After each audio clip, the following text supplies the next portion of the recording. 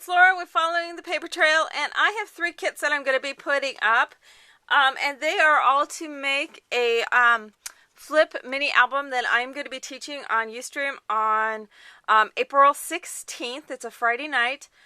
You can go to my blog at followingthepapertrail.blogspot.com to get more information and a link to my Ustream channel. If you are watching this after April 16th, I do record my Ustream classes, but I'm going to be showing you on that class how to make this. Now, this is just the naked book. And I'll be showing you how to put this all together. It doesn't have any of the paper obviously on it or anything. This one is bound with Bind It All with rings. It can also be bound with just the split rings, and these are what will be included in the kit. But if you have access to a Bind It All, you can bind it that way. On this, you're going to be making your own envelopes. You know, I love doing the envelope minis, but people have a hard time finding them, so I'm going to be showing you how to make your own envelopes. So here's kind of like the little bottoms of the envelopes, and it's got 2 pockets that are going to have tags that can go in. Then these flip open. Whoops. Oh, just pull them out. Then these flip open for like a gatefold, and then it flips up, and it has an envelope. And here I've used one of Tim Holtz's edge dies to cut this. It can also be cut with edge punches, or it can be cut with decorative scissors, or you could just leave it straight if you want to. I've also created this kind of string closure as well. So they're kind of like, I'm not sure whose envelopes that are out there, but somebody has some envelopes that you can purchase that are like this. But these, I'm going to show you how to make them yourself. And all of the kits have enough materials to make 5 of these pages. So anyway, let me show you what's in this kit. This one has some Anne Griffin paper, and this one has a very shabby chic look to it. So I'm going to be calling this Shabby Chic Flip Envelope Mini. This one has all 6x12 pattern papers, and these are all double-sided. Isn't that one just absolutely yummy? And it's got pink on the back side. This one is embossed with this kind of garden trellis. Blue on this side, solid green. Look at these pretty flowers. And then a pink stripe. Here's a stripe with this kind of cool ochre yellow green. This one has a velveteen flocking to it on this green. It is so pretty. This is so incredibly shabby chic. And then there's this stripe, kind of as a pillow ticking feel. And this is an ombre, and it doesn't really show on camera, but it's darker pink and it goes to lighter pink, which is so pretty. This has kind of the ribbon and the trellis. Some more of those cabbage roses. I just love those. Those are so pretty. And then this is peach. Kind of that ochre color again. And some pink. Another trellis. And this one again is embossed. This green one. And peach. This one's kind of looks like woven ribbons. And then this one has another ombre that goes from blue. This is easier to see, to green. Isn't that cool how that works?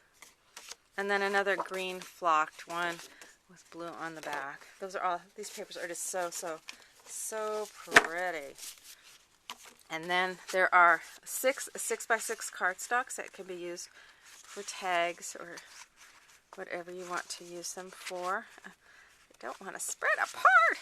Okay, so there's a kind of a soft celery green, a sage green, a blue green, a darker pink, a pale pink, and then a pearlized yellow, kind of that ochre color. I was really excited to find that because it coordinates really, really well.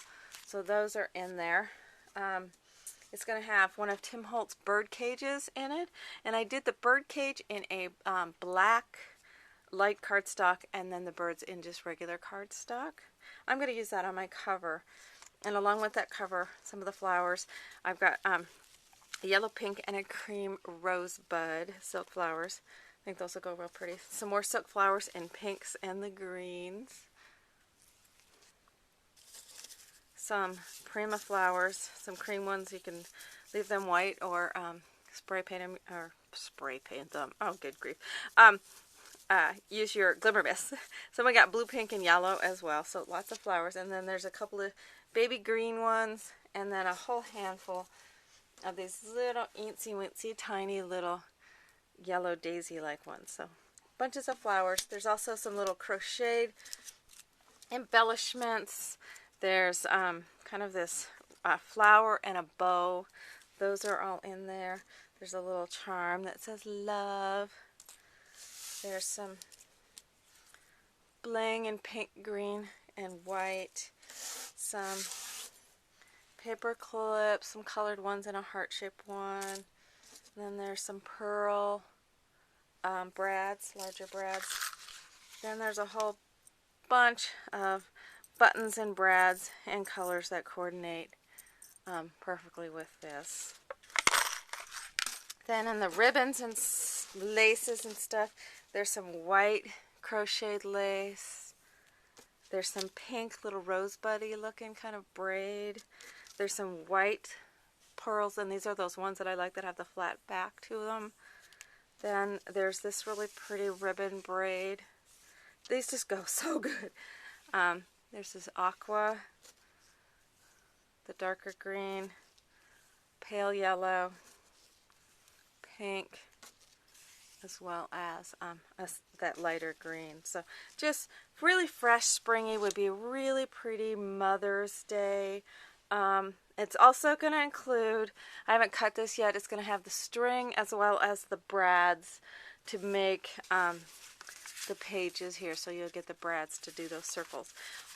So anyway, interested in this kit, go to my Etsy store at follow thepapertrail.etsy.com.